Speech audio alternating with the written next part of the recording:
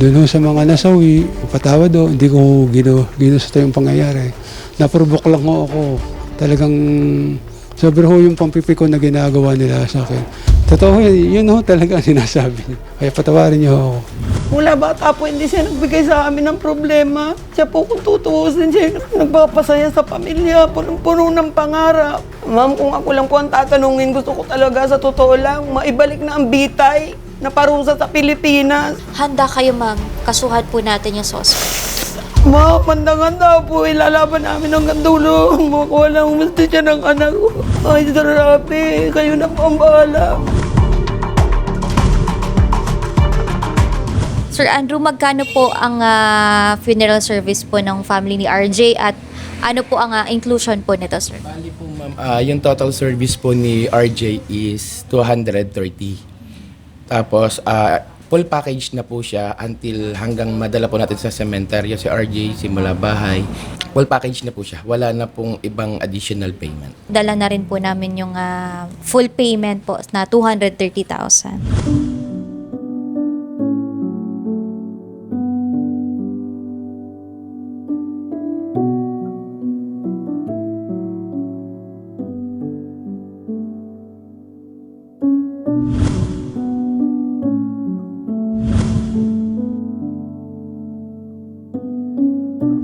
Ma'am, magkano po ang babayaran po ng family dito po sa atin?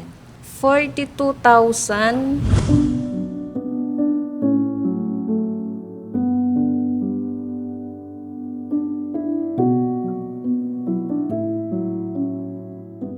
Sir Rafi, maraming salamat po sa tulong na ibinigay niyo sa amin, sa funeral at saka sa pagpapalibing po.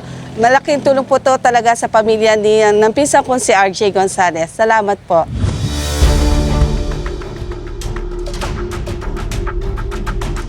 Nandito po kami para ho sana maimbestigahan po ng SOSYA yung nangyaring shooting incident noong March 4 po sa isang condominium sa Parañaque.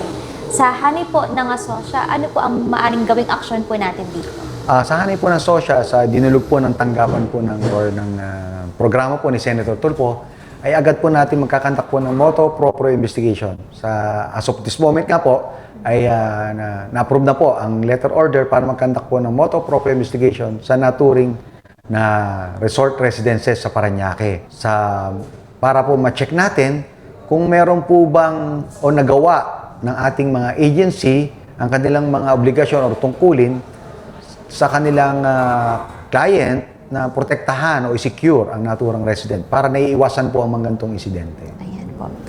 Just in case po, hepe no mapatunayan natin na may pagkukulang, ano po ba ang maaring pananagutan po nila sa SOSYA? Ito po ay maaaring mag-fall po sa mga ating mga offenses, violation ng Republic Act 11 at ito po ay may corresponding penalties. May magkaroon po ng fines, hindi lang po yung mga security guards, but also yung pong mga kanilang agency operator. Kasi dapat po nasusupervise po na maayos ang kanilang operation sa mga client nila. Ayan po.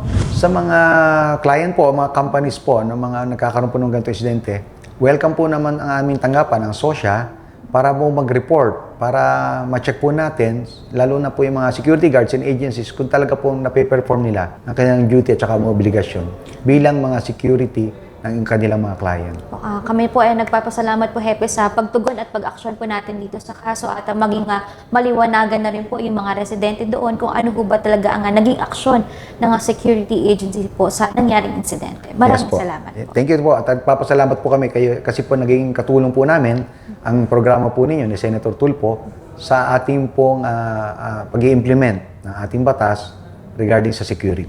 Ano po ang opisyal na pahayag po ng Azure sa nangyaring insidente po noong March 4? Sa amin po, hindi lang siya balita. Nangyari talaga siya sa komunidad namin. So, talagang yung trauma, yung impact niya is talagang mas malalim.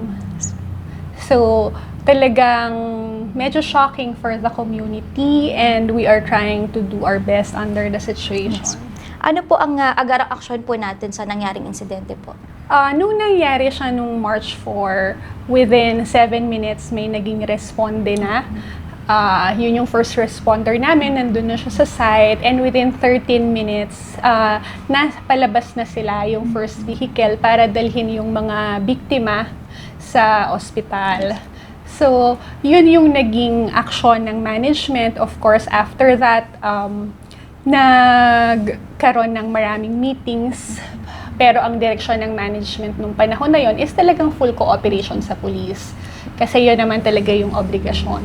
So, nung nagkaroon na nung investigasyon, nakikipag-coordinate kami sa police. After that, nagkaroon kagad ng emergency board meeting kung paano kami tutugon, tutulong sa lahat. And of course, yung security ng komunidad, yun yung pinaka-priority ng lahat. Opo. Attorney, ano yung may tutulong natin doon sa mga biktima at yung mga naitulong na po natin sa kanila? Nangako ang management at ang board ng full support. Pagkatapos ihatid nung araw mismo, kinontak silang lahat nung March 5, kinabukasan mismo. Na-contact naman kagad yung 5. Unfortunately, yung ika-6 na pamilya, sinabi nilang hindi muna kasi naiintindihan namin na kailangan pa nila ng panahon para ayusin yung affairs nila. Of course, naiintindihan namin na kailangan nilang mag-grieve. So, para dun sa ika-6 na pamilya, nag-aantay kami ng way or ng proper timing para maka-reach out, maibigay namin yung tulong at suporta na gusto sana namin ipahatid. Yung mga na-hospital attorney, sinagot rin po ba ng Azure yung hospital bills nila? Opo. Si William Maik de Guzman po ba, attorney, ay registered unit owner po ng Azure at ano po ang record po ng management tungkol po sa kanya? Registered owner siya since 2016. Okay. So, siya talaga ang may-ari ng unit na yon.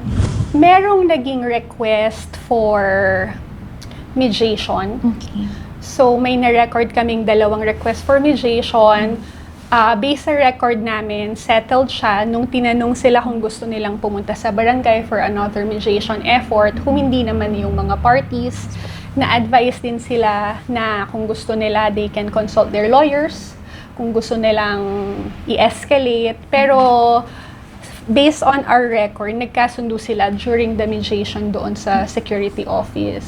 Ano po ang naging aksyon ng security guards po natin ng Azure nung nangyari po ito? Based doon sa nangyari, yun nga, 7 minutes, nandun na yung security. Okay. Kasama rin yung security na naghatid sa ospital, kasama yung registered nurse namin, kasi meron kaming registered nurse and emergency vehicle 24/7. So, yung security, after that, nakipagtulungan sila sa police. Sila yung nakikipag-coordinate from the time ng incident, kinabukasan, and until today. Opo. Attorney, nabanggit din po sa amin na nagkaroon ng warrant din po itong si William Maik. May coordination po ba ang PNP sa management po ng Azure? Sa totoo lang, nalaman namin yung warrant nung, I think, interview ng police. So, nung may press con sila, doon na sabi na may warrant. So, nagulat kami. Nagulat kami kasi ang office, alam nila, it's basic protocol na if there's warrant, full cooperation, di ba? Kasi alam mo naman siguro na kapag hindi ka nakipag-cooperate, sino mang hindi makipag-coordinate, pwede yung hulihin, Yes. di ba? Pwede yung hulihin ng police. So, nung sinasabing may warrant, na issue, nagtanong kami, pwede nyo bang sabihin sa amin sino yung nakausap nyo? Nakipag-coordinate ba kayo sa barangay? Kasi, kailangang imbestigahan. So, if ever hindi sila na-entertain or natulungan ng first attempt, meron ba silang hinuling mga guards na hindi tumulong? Kasi sa record namin, wala talaga, unfortunately.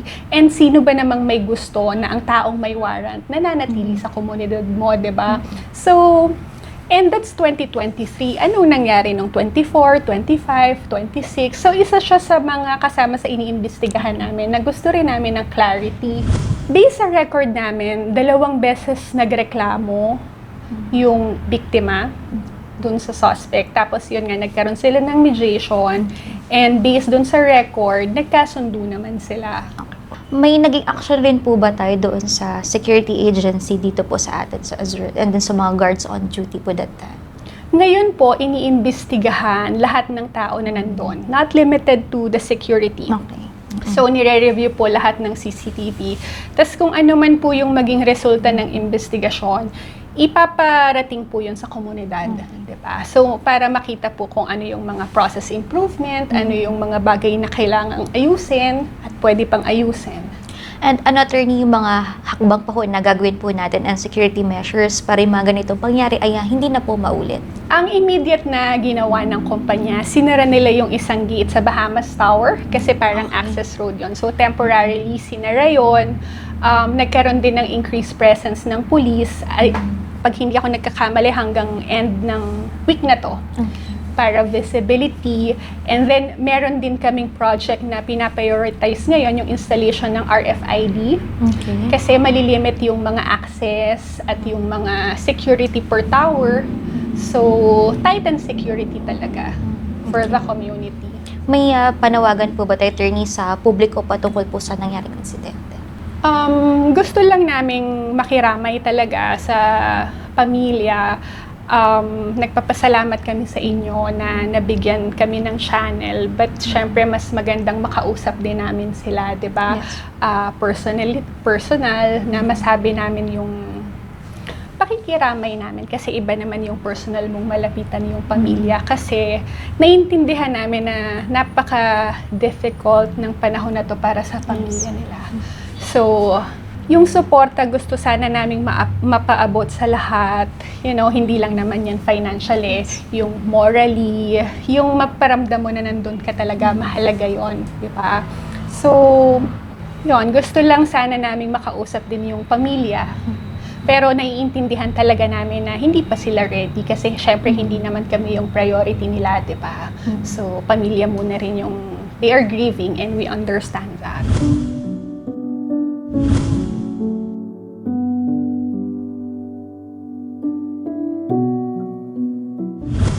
Idol Rafi, thank you so much po. Malaking bagay po to sa amin, sa yung presence namin sa pag-uwi. Kasi yung mga bata rin, yung tito nila is idol nila, kaya gusto din nilang makita. So, yun, maraming salamat po.